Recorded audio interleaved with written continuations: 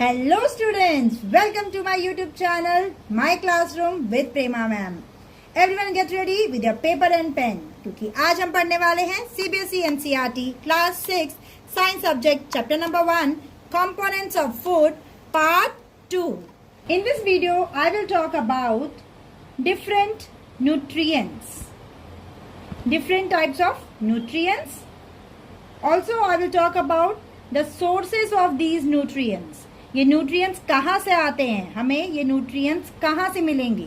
So we will talk about nutrients, the types of nutrients and the sources of these nutrients. I will also discuss the importance of dietary fiber in our diet, as well as we will talk about the importance of water in our diet. The first nutrient is carbohydrate. CHO means carbohydrates. Carbohydrates are found in many of the foods. Okay, so there are different types of carbohydrate, but the main carbohydrate found in food is in the form of starch and sugars. The main carbohydrate found in food is in the form of starch and sugars. अभी ये carbohydrate क्या करते हैं? They provide energy to our body. Carbohydrates are called as energy giving food because carbohydrates provide us energy. Okay, so carbohydrate को हम energy giving foods भी कहते हैं क्योंकि वो हमारी बॉडी में एनर्जी प्रोवाइड करते हैं. Second nutrient is fats. Fats is also called as energy giving food because fats भी हमें एनर्जी प्रोवाइड करते हैं. In fact देखा जाए fats will give much more energy as compared to carbohydrate. Okay, so both carbohydrate and fats are called as energy giving food. Right students? Now we will see the sources of carbohydrate. Sources of carbohydrate को याद करने के लिए बच्चे लोग it's very easy. कहाँ पे जाना है? हमें मिसेस के पास जाना है. मिसेस कौन है? Mummy. Okay, mummy is Mrs ना. So sources of food में जो हम कार्बोहाइड्रेट के बारे में पढ़ेंगे तो sources of carbohydrate MRS. What is MRS? सोच रहे होंगे बच्चे लोग. Yes, so MRS, M stand for maize, जो मक्का हम खाते हैं, मक्की. Second, you can also learn mango. And third, melon. M के तीन है, maize, mango, melon.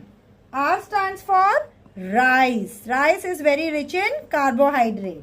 And the third one, S stands for sugarcane. And the third one, sweet potato. Okay. So sugarcane and sweet potato. So MRS stand for maize, mango, melon, M. Rice, R. Sugarcane and sweet potato, S. So carbohydrate का sources याद रखने के लिए MRS याद रखने का. Mrs. Okay, मतलब mama है, Mrs. Maize, mango, melon, rice, sugarcane and sweet potato. अभी हम बोलेंगे sources of fats के बारे में. ठीक है, तो sources of fats. Fats हमें कहाँ से मिलते हैं? Fats हमें plant source से भी मिल सकता है and animal source से भी मिल सकता है. Right? So plant source याद रखने के लिए अभी आप क्या याद रखेंगे? Nuts याद रखेंगे. Okay? Nuts, जितने भी nuts है, इसमें आप walnut बोल सकते हो, इसमें आप आलमंड बोल सकते हो. जितने भी नट्स हैं वो सब प्लांट से मिलते हैं और उनमें फैट्स होता है. दूसरा है हमारा groundnut. Okay, groundnut से भी हमें फैट्स मिलता है. Other than this, all the oils, you may say sunflower oil, you can also say coconut oil. All the oils also contain fats. Animal source में आपको याद करने के लिए BGME. गेम है ना, BGMI है, लेकिन हम एनिमल सोर्स याद करने के लिए फैट्स को BGME से याद करेंगे. क्या है? B stands for butter, G stands for ghee, M milk and E stands for egg. All these are the sources of fats. Okay, butter, ghee, milk, egg. So fats का sources दो में divide होता है, plant source, animal source. जो plant से मिलता है वो है nuts, like walnut, almond, groundnut, oils like sunflower oil, coconut oil, you can even say til also. In animal sources, आप BGME याद रखना. B butter, G ghee, M milk and E egg. Now we'll go. So coming back to our next nutrient, that is proteins. Okay, next nutrient कौन सा है हमारा? Protein. हमने पहले कौन सा देखा? Carbohydrate and fats. अभी हम पढ़ेंगे प्रोटीन्स के बारे में. प्रोटीन्स को हम बोलते हैं बॉडी बिल्डिंग फूड्स. ओके, जिस फूड में प्रोटीन रहता है उन फूड्स को हम बोलते हैं बॉडी बिल्डिंग फूड्स. क्या रीजन है? Because proteins help in growth and repair of a body. Okay, हमारी बॉडी में ग्रोथ का काम प्रोटीन्स के थ्रू होता है. ओके, प्रोटीन हेल्प करता है हमारी बॉडी को ग्रो करने के लिए, एंड हमारी बॉडी में रिपेयर का काम भी प्रोटीन करता है. सो बॉडी को बनाने का काम, बिल्ड करने का काम प्रोटीन कर रहा है. That's the reason why we are saying the foods containing protein as body building food. Is it clear everyone? Now let's see what are the sources of proteins. For learning the sources of protein, it's very easy. They are divided into two types. Again, a plant source and animal source. P for protein, right? So for plant source, it only P. P क्या है? All the pulses. जो भी दाल आप खाते हैं, it may be moong dal, Toor dal, whatever dal you eat, all the pulses contain protein. Also P, मटर, P-E-A. P also contain protein. Easy. For animal sources याद रखने के लिए you can say PEM. PEM. P for paneer. Animal से मिलता है ना पनीर. कैसे बनेगा? एनिमल से पनीर कैसे मिलेगा? मिल्क से बनेगा पनीर, राइट? और मिल्क कहाँ से मिल रहा है? एनिमल से. E for egg and M for milk. Is it clear? So sources of protein can be divided into two. Plant source, animal source. Plant source is P, pulses, all the pulses. You can write example moong dal, tur dal, and other sources like soya bean also. And P. Animal source, you can learn PEM. P for paneer, E for egg, and M stand for milk. The next nutrient is vitamin and minerals. So vitamin and minerals, ये दोनों ही हमारी body को कितना चाहिए? थोड़ा सा चाहिए. It is needed in a very small quantity, but it is very essential. Okay, vitamins help to protect the body from diseases.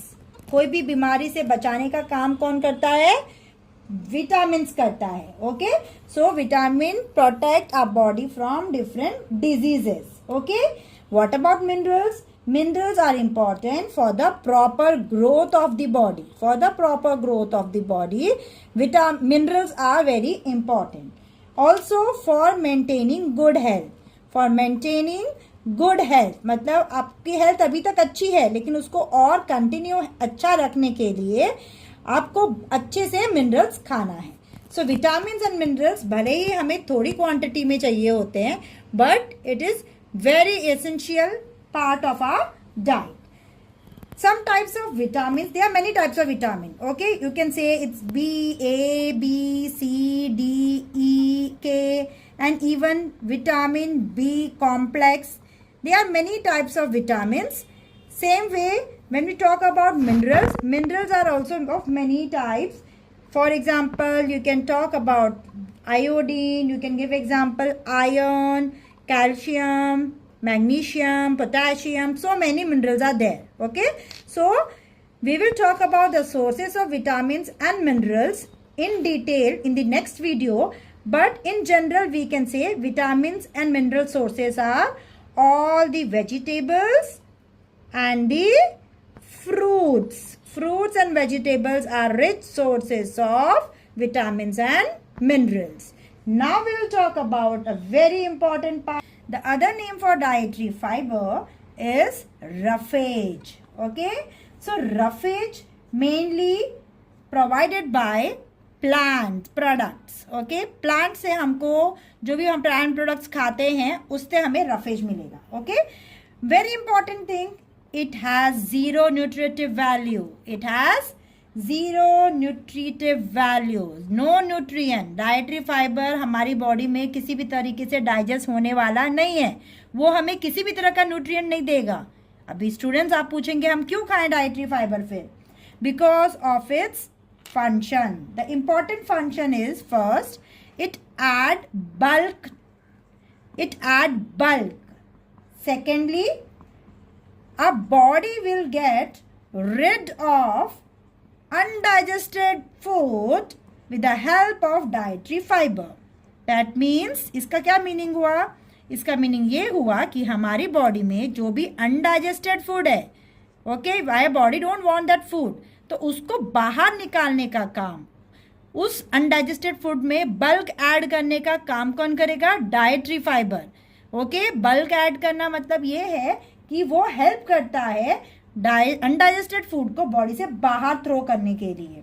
वो बबल के मूवमेंट को इंक्रीज कर देता है, इंप्रूव करता है, जिससे जो अनडाइजेस्टेड फूड है इजीली बॉडी से बाहर निकल जाता है।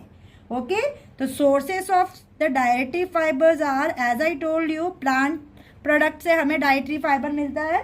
So sources of this dietary fibres are whole grains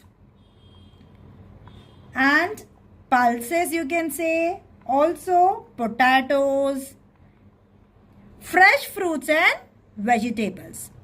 Fresh fruits and vegetables also give us dietary fibers. So sources are whole grains, pulses, potatoes, fresh fruits and veggies. Now the very important part of a diet, water.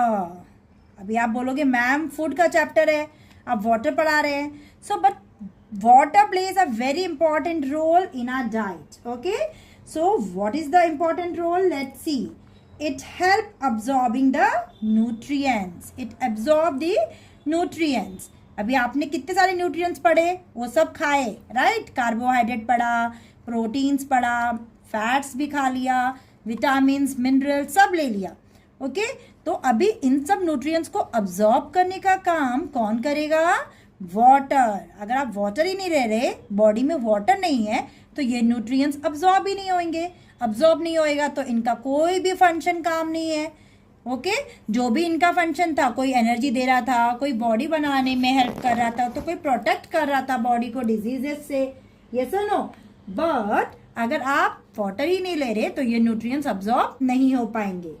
Secondly, water helps to throw out some waste from the body in the form of urine as well as sweat.